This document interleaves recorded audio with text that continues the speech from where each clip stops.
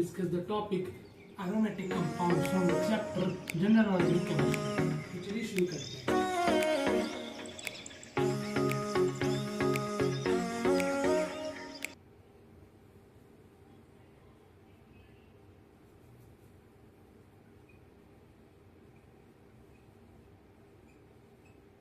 Basically जानते हैं कि एरोमेटिक कंपाउंड का नाम एरोमेटिक ही क्यों पाया गया।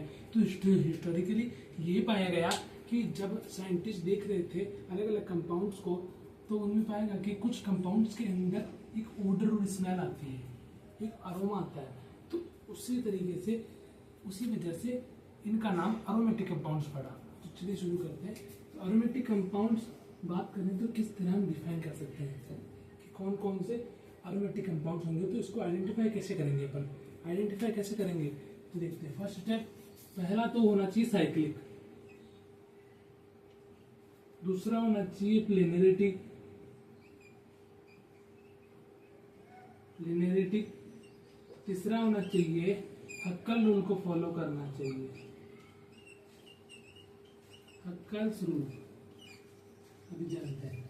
तो साइक्लिक का कंपाउंड, साइक्लिक कोई भी कंपाउंड आप देखते हैं जैसे क्लोज चेन होना चाहिए। साइक्लिक मतलब क्लोज चेन होना चाहिए। जैसे अगर ये पेंटागन बना दूं मैं तो ये भी साइक्लिक है, मैं रेक्टेंगल बना दूं तो ये भी साइक्लिक है।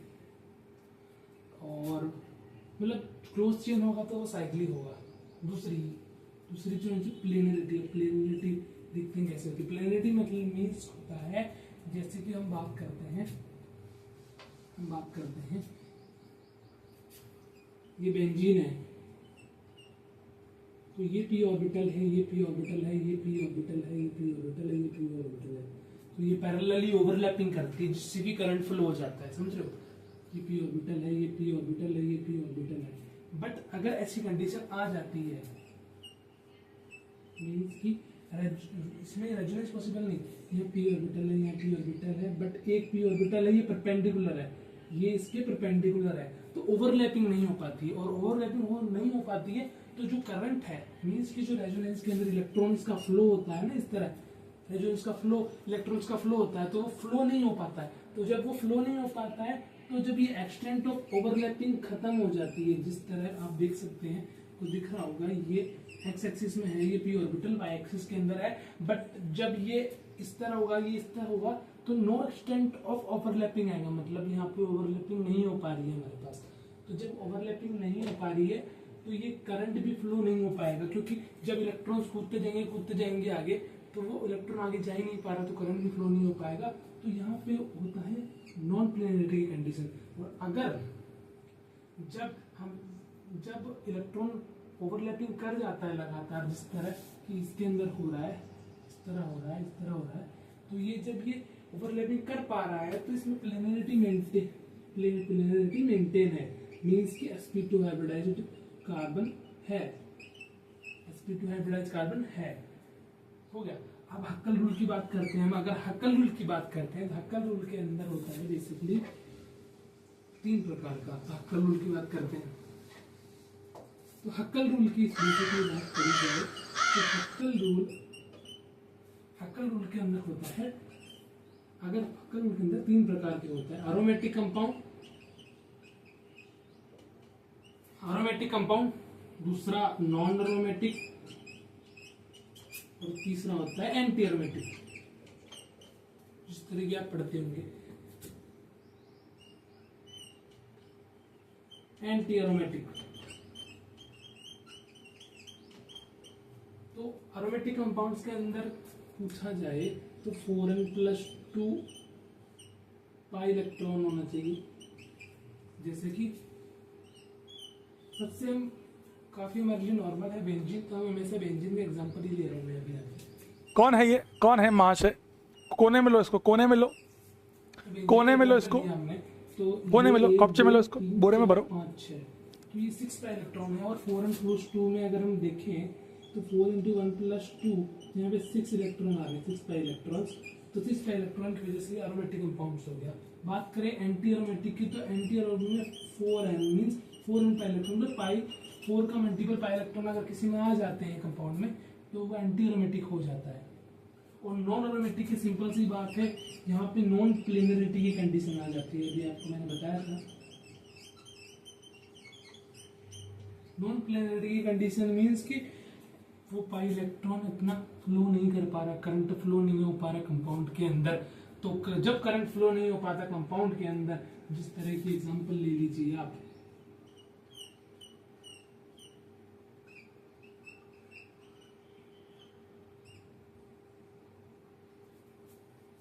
यहाँ पे ये सब रेजोनेंस कर रहे हैं, इधर से रेजोनेंस कर रहा है, रेजोनेंस कर रहा है, करंट फ्लो हो रहा है, बट इस जगह रेजोनेंस नहीं हो पा रहा है। रेजोनेंस नहीं हो पा रहा है मतलब कि यहाँ पे sp2 हाइब्रिडाइज्ड कार्बन नहीं है, और जब sp2 हाइब्रिडाइज्ड कार्बन नहीं है मीन्स करंट फ्लो नहीं हो पा रहा। p पाई ऑर्बिटल p ऑर्बिटल पैरेलली नहीं है, यहाँ पर पेंडिकुलर की बात करी जाती है। तो इसी वजह से यहाँ पे प्लेनरिटी मेंटेन नहीं हो रही और तो नॉन प्लेनरिटी की कंडीशन बन जाती है। अब कुछ एग्जांपल ले लेते हैं जिससे कि अपन डिफाइन कर सकें कि एरोमेटिक नॉन एरोमेटिक कैसे होते हैं। इसका लिख लीजिए आप 4n पाई इलेक्ट्रॉन, और ये होता है नॉन प्लेनरिटी।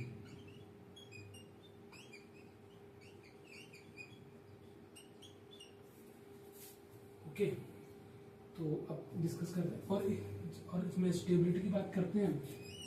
स्टेबिलिटी में होता है एरोमेटिक सबसे ज्यादा स्टेबल होता है, फिर नॉन एरोमेटिक,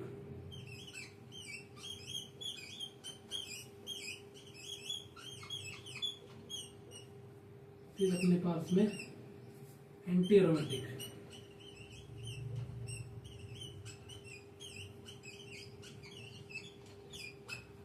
अब देखते हैं, अब एरोमेटिक एग्जांपल ले लेते हैं।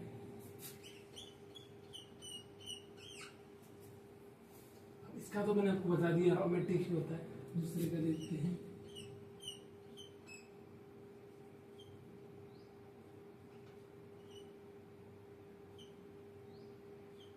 अब ये बताइए कि एरोमेटिक है कि नहीं, नॉन एरोमेटिक है। तो अगर मैं बात करूं 1 2 3 4 5 6, अगर पाई इलेक्ट्रॉन की बात करें तो ये एरोमेटिक है, बट कंडीशन आती है नॉन प्लेनरिटी की। तो नॉन प्लेनरिटी की वजह से इस जगह आप देख सकते हैं ये sp2 हाइब्रिडाइज्ड कार्बन नहीं है। आप sp2 हाइब्रिडाइज्ड से देख सकते हैं, p ऑर्बिटल से देख सकते हैं, जिस तरह आप देखना चाहें देख सकते हैं। तो ये अपने पास क्या हो जाएगा, नॉन एरोमेटिक। क्या हो जाएगा, नॉन एरोमेटिक। अब बात करने, और जहां पे अगर 4n पाई इलेक्ट्रॉन आ जाएगा तो वो एंटी एरोमेटिक हो जाएगा। एक हम बात करते हैं 10 एनुलिन की बात। एनुलिन मतलब होता है जब कॉन्टिन्यूसली पाई इलेक्ट्रॉन्स जब एक किसी साइक्लिक कंपाउंड के अंदर होते हैं, पाई इलेक्ट्रॉन की रेजोनेंस जब होता रहता है लगातार, तब उसको हम एनुलिन कहते हैं।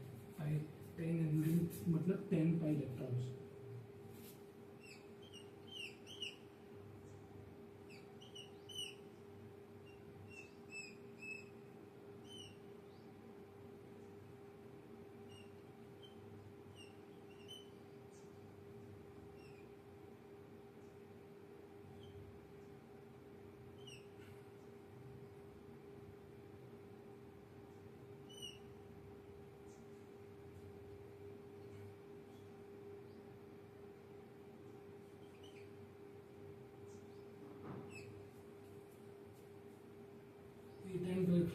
इसमें क्या होता है, अगर आप देखेंगे तो 10 पाई इलेक्ट्रॉन्स आ रहे हैं,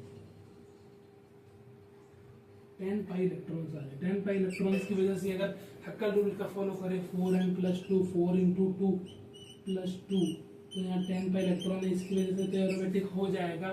बट माय फ्रेंड ये एरोमेटिक नहीं हो पाता है, क्योंकि ये H और H आपको साफ दिख रहा होगा, ये H और H जब एक प्लेन में होते हैं, एक ऊपर होता है एक नीचे होता है, तो इसमें कहीं ना कहीं एक इस तरह होता है। ये एक आप मान सकते हैं ये एक कॉपी है, एक हाइड्रोजन इधर होता है, एक हाइड्रोजन इधर होता है।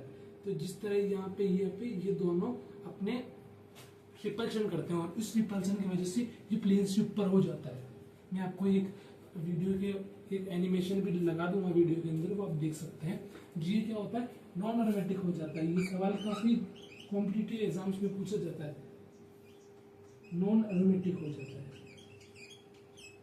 प्लेनरिटी टूट जाती है। अभी मैंने आपको बताया था कि ऑर्बिटल वाला एग्जाम्पल, प्लेनरिटी टूट जाती है, तो इसी वजह से नॉन एरोमेटिक हो जाता है।